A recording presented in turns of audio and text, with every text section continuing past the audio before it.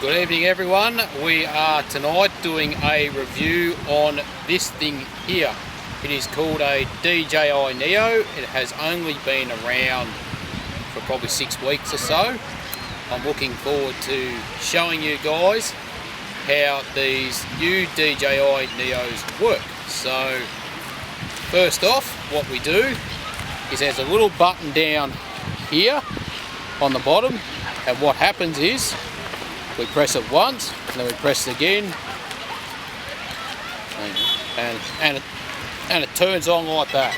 So see, there's 4 green buttons there, or green lights. That means it's turned on. So how we connect the DJI Neo to my phone is we go to here, so we go to connection guide, and see there's DJI Neo on my phone. We click on that, and then you press this one here on the left, so you press that one there, and make sure it's within a metre of each other. So if it's this far, if it's further than a metre away, we will not connect. If it is close to a metre, like how I'm holding it now, it should be able to connect. So we'll connect it now. See, it says connecting. It should connect. Press join.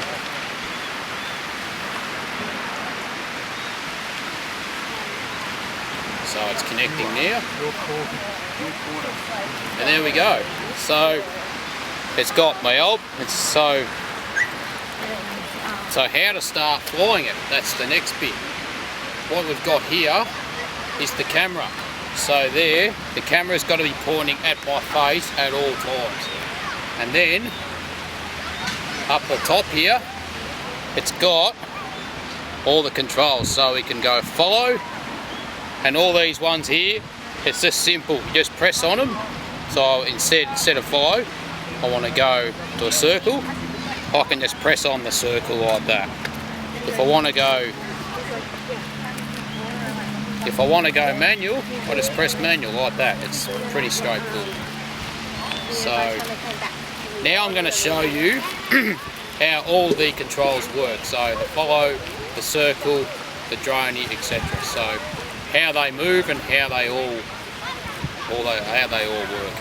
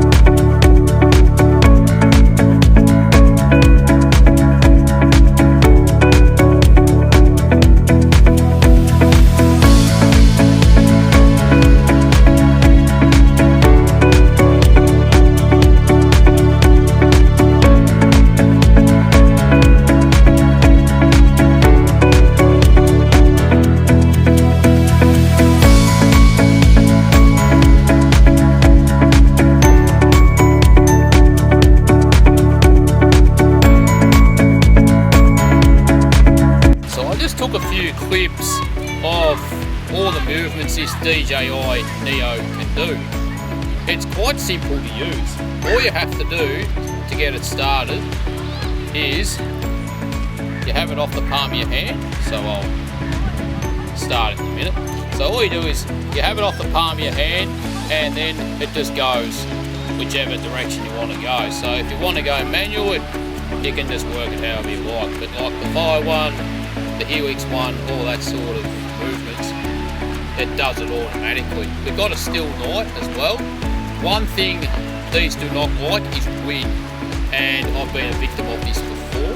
So make sure when these are out, it's a still night. You can get these from Jbhifi, any store like that. They're only about $300 Australian. If you're in America or England, wherever, it's probably 200.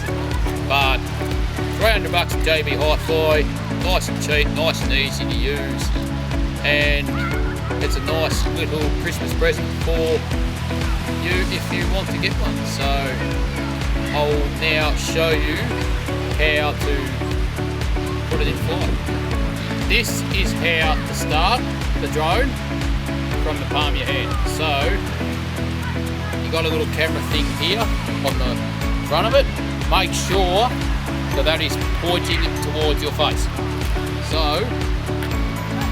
I'm pointing it towards my face now. This is only on manual control. I'm going to take off, and off it goes.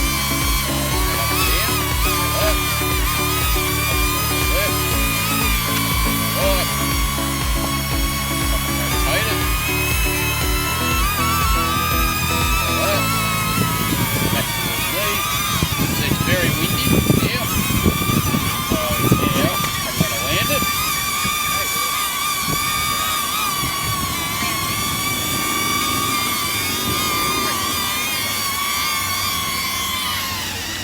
And there you go. So that's how the DJI Neo works. It was blowing sort of all over the place because it was quite windy. So that's just a little insight on how these things work. And as I said, $300 from Jbhifi, Ted's cameras, wherever, quite cheap. They don't like wind, any type of wind. So the shot I am going to have a crack at now, we are in Frankston and we are going to have a go at getting a photo of the entire Frankston coastline. So what I'm going to do is I'm probably going to fly it out there 5 metres or so, 10 metres, and we'll put it up about 5-10 metres as well, so it gets the whole coastline. We're going to shoot with this thing. We just did a review on it before. We're going to give it a go.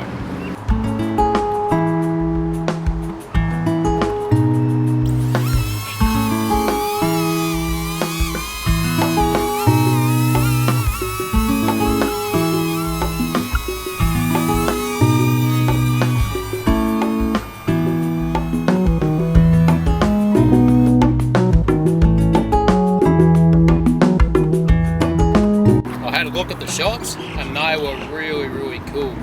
I had it out there probably 15-20 metres or so, and I had it up probably about the same, so not high. As long as I can see it, that's the main thing. We're now going to go back to Frankston Beach. We'll get one more shot.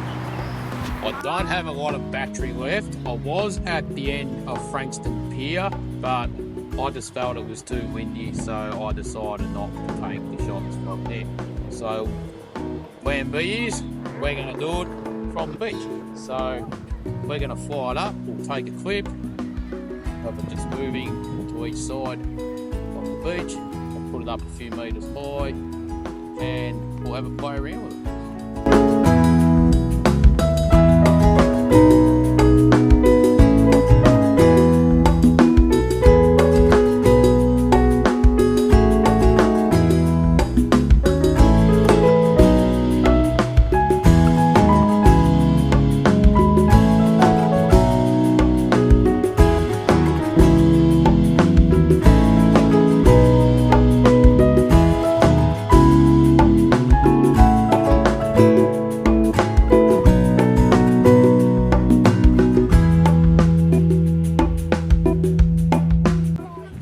After all that DJI review, I hope you guys enjoyed it.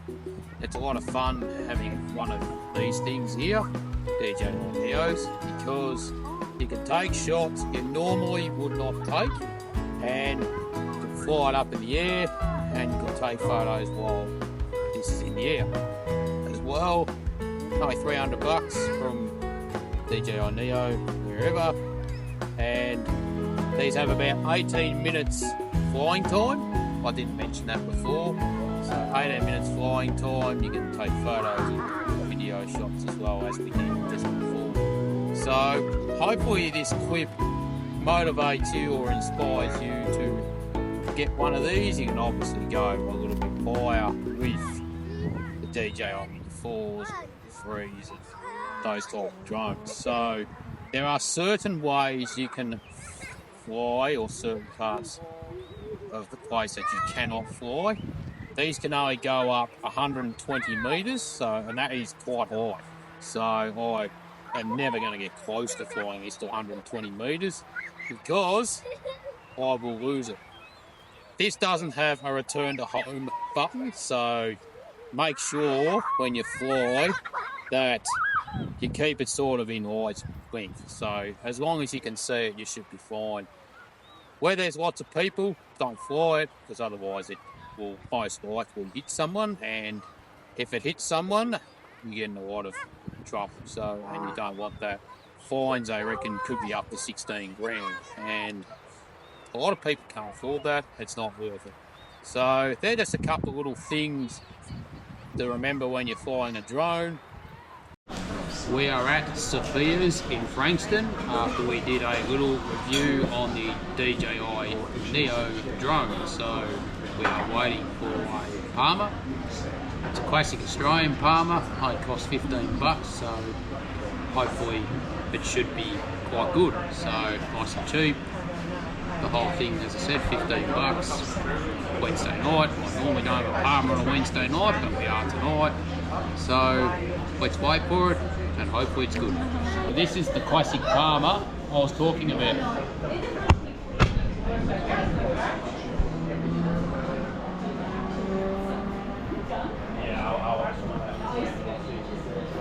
It is huge.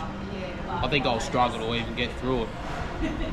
Parma on top of the chips, no chance. Don't like it, chips will be soggy. But looking at this here, I'm going to struggle to finish it. First we do our taste check with one of the biggest Parmas I've seen in Parma. So down the guts. I didn't order a hand for this one, it's just a classic Parma. Down the guts we go. This enormous Parma.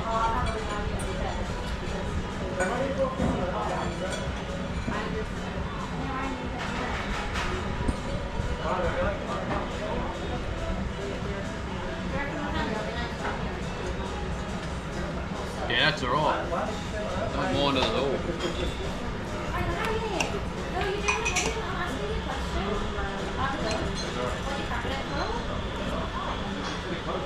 Alright, it's literally been a minute since you got to the table.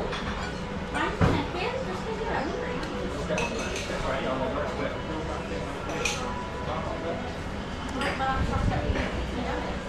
It's nice and crunchy, I really like it. The cheese is soft, the sauce is really good as well.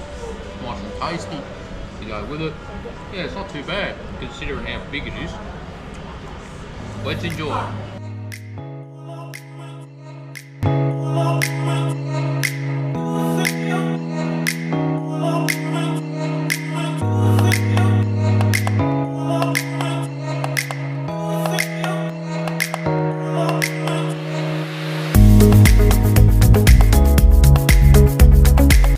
Well, that Parma was massive. It was one of the biggest Parmas I've had in a long time. Chips, I'm that full, not even going to bother eating them. But the Parma was on top of the chips, which it just doesn't work for me. So for that reason, it's a 6.7 out of 10. It was going to be higher, but Parma was on top of the chips. So the bit to like about the Parma were the cheese was quite nice. It was really soft to eat. It was melted really well. It was mozzarella type, so I'm really happy with that. The chicken, there were a couple of little pink spots in there, but all in all, not too bad as well. Quite crunchy as well. The sauce is quite good. It had that nice taste about the sauce as well. But yeah, Parma on top of the chips, it just doesn't work. So, Sofias in Frankston, not a bad little area. You can watch a sunrise or sunset as I did tonight over Frankston. Lots of people walking, running around here, which was quite cool. And that is it for tonight's vlog. And we will see you in the next one. Peace out.